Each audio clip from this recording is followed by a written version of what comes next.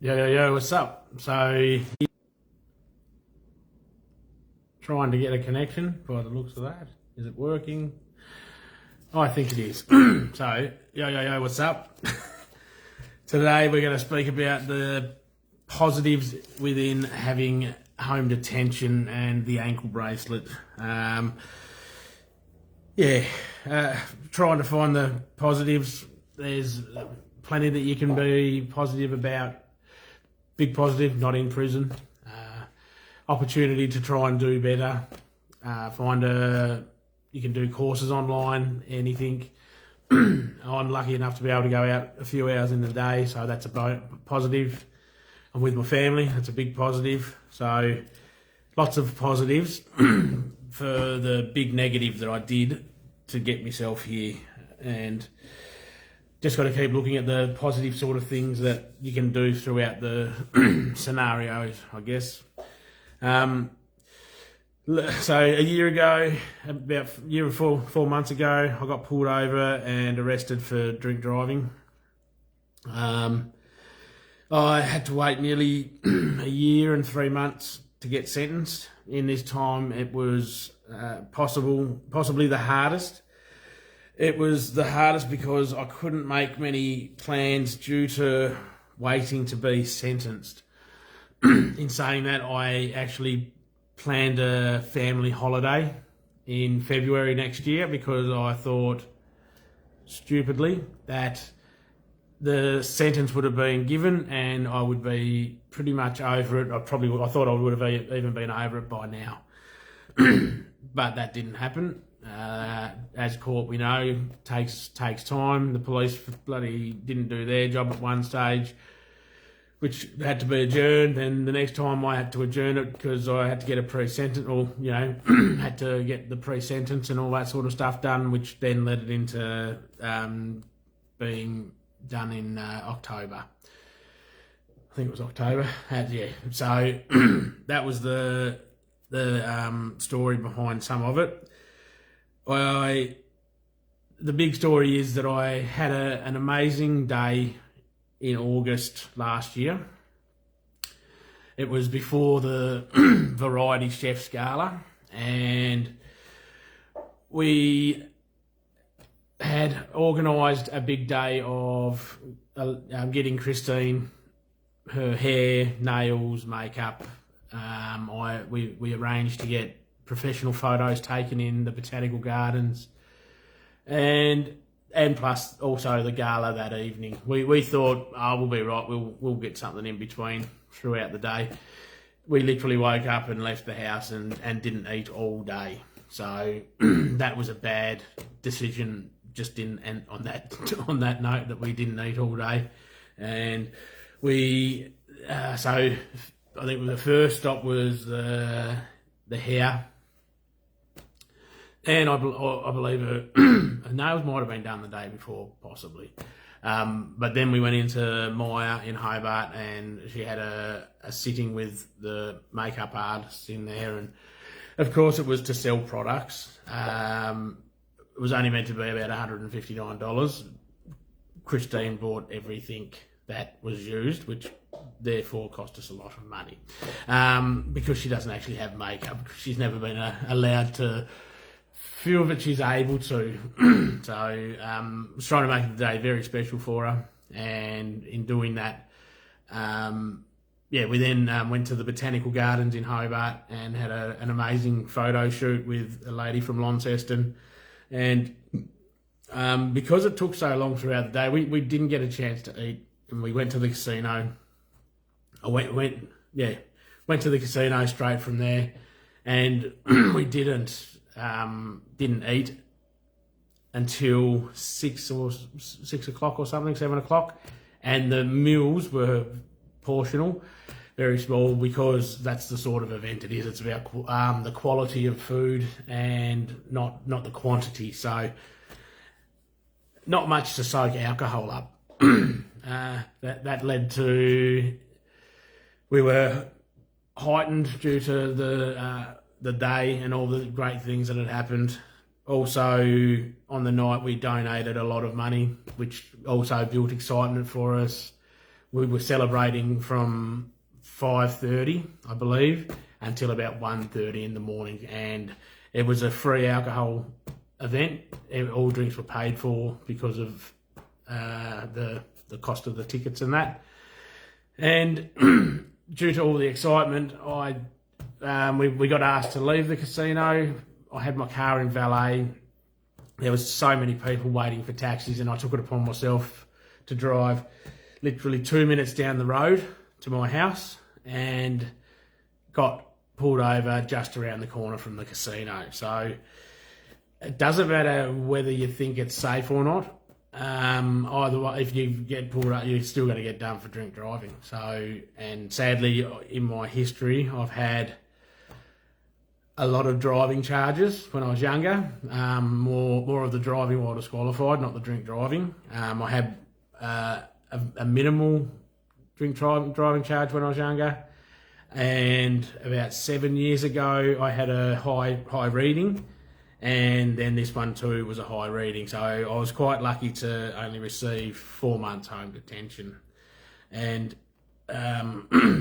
it's just had a really big impact on the family.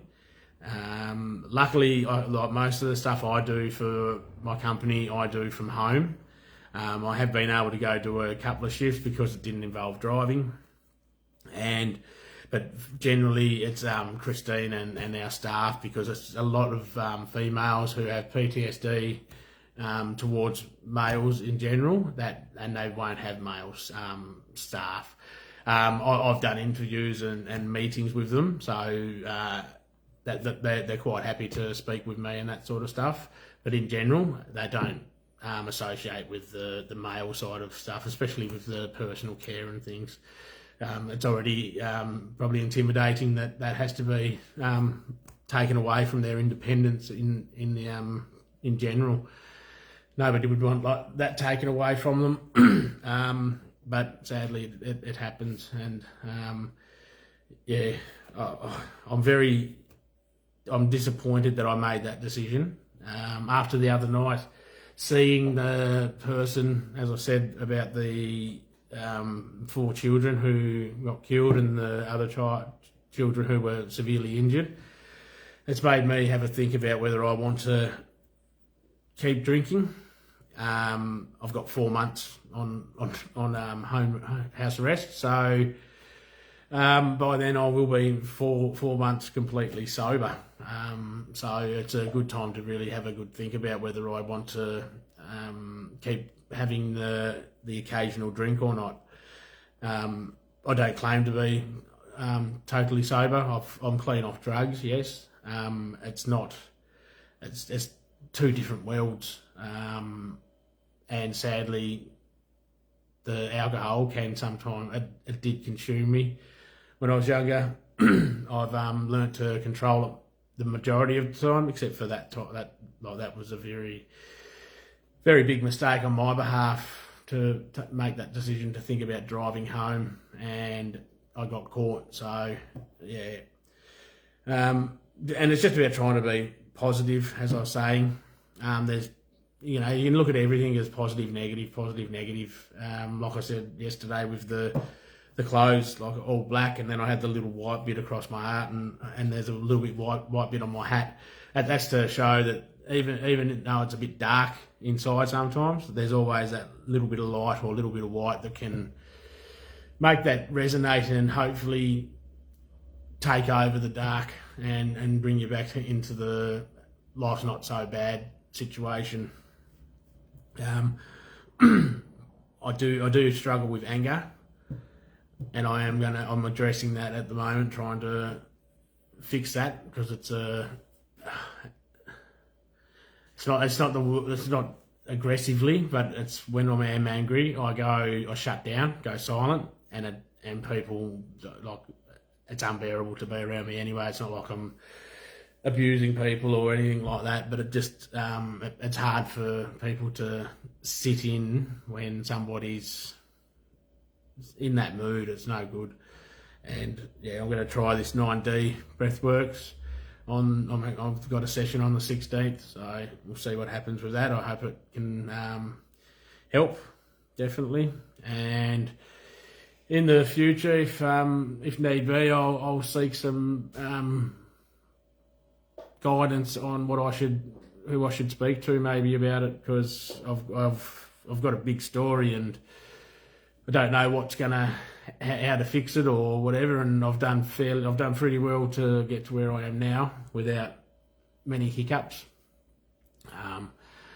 So yeah, in the 12-year period, I'm definitely a different person from what I was 12 years ago, and like just my picture the other day and to now, just yeah, you can see the difference in me in general.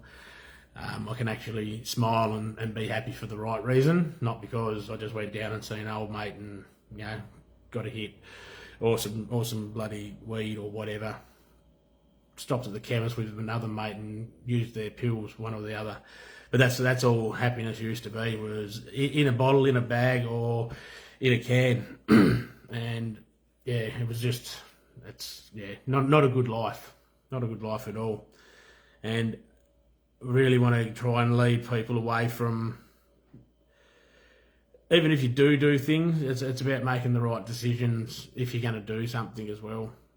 It's all about choices. Like I said, I could have chose to wait for Uber. I could have chose to walk. But being a lazy bastard, didn't really want to walk up a hill at that time of the morning drunk as, so I made that decision. It's just how it is, I suppose. Yeah, so I guess I'll leave it at that, considering I can't see anyone on here. So I just hope people can make better decisions than what I've made in this situation. So if you're in that situation, don't touch your keys, leave your keys at home, catch an Uber, catch a cab. Ubers are so everywhere now, quick. Don't even have to think about the money, you just press on it and it just comes out of your bank. Yeah.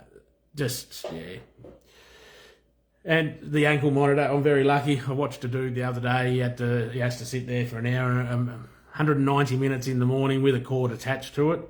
And the same again in the evening. I've got to sit here, I'll sit downstairs anywhere I want with the little clip, attach it to my thing, and it literally sits on the wall and charges while I'm able to attach it to my ankle monitor, and it starts charging. So I do that first thing in the morning, and generally at about 7 o'clock at night, 8 o'clock at night, when I've come up and have a cuppa and put the kids to bed and go sit downstairs for an hour or so, and then when I go to bed I take it off. But yeah, it's not an accessory you really want.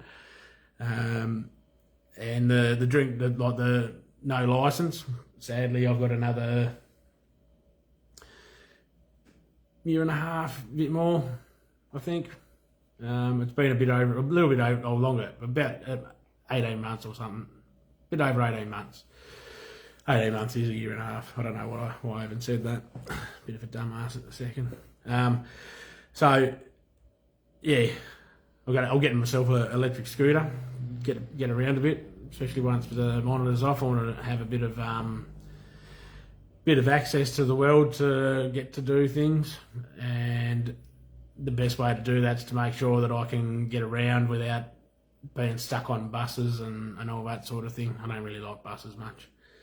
I've become accustomed to the cars and that sort of thing. So yeah, I like the independence, and with this sort of stuff, I can't do it. I've got my kids' celebration evening next week. I'm not allowed to go to that. I miss out on the holiday next year. Just stupid things, like it's horrible. It's the silly little things that we don't think about that really, really do affect. Like yesterday, Christine went to do something, and because she had to leave before 11, I had to stay at home. And then in between, I think she came back for about a half hour or something, and then because she had to go do something again just before 2 o'clock, she had to leave, and I was stuck here. And it's just horrible when you can't organise things to work out so that you can still enjoy time with the people that you care about. That's a big thing. Aiden's sitting here next to me at the moment, and he's a bit sad because he's going to miss out on carbonara tonight. So it's Lilith. And I don't have takeaway containers anymore. I gave them all to a client of ours. Yeah, but you just got to find positives, people. Big thing, talk to people. I'm finding even just getting on here and just talking out loud about anything. If it's in your head and it's there, you got to talk it. Just speak it out. Most people aren't as upfront as what I am. I'm your different sort of person. At the end of the day, you can't judge me. And if you do, that's your own problem, not mine. I couldn't care less what people think of me.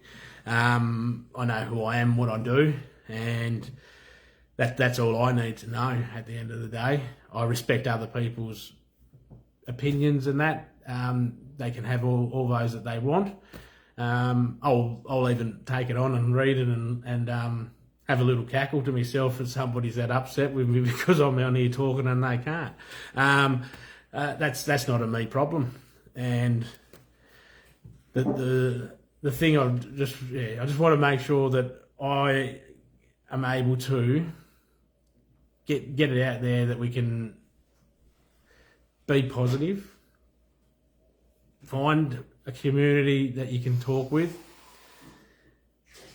speak with people around you if you need. I struggle with that too, I do. I don't know how to express my feelings, as I wasn't brought up in that space where if you've had a bad day, you talk about it. I had that moment with Emrys the other day, and he didn't know how to express himself. But we got to a point after dinner, or through when it got to dinner time, where he was able to, with my persistence, he was able to open up and let me know that he didn't feel comfortable and he was a bit scared to do something.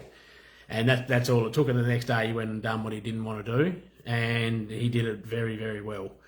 And that's all that we can ask for, but that's what we need. We need to be there and present. If you see something wrong with one of your family members, you need to ask, you need to check in, you need to see what's going on. Especially with your kids, especially the little ones who don't know what to do. And it's hard, I promise you. Like me and him butt heads because I care so much sometimes, and he thinks I'm just being a dick. But I'm being a good dick because I just want to find out what the problem is and see if we can get him somewhere to feeling a bit happier. Same goes with all of them. They're all horrible. These two here, mongrels. We'll leave that for another day, that chat. Horrible kids. No. All right. Well, on that note, have a good afternoon and a great weekend, and I will stay grounded and you get grounded too. Bye.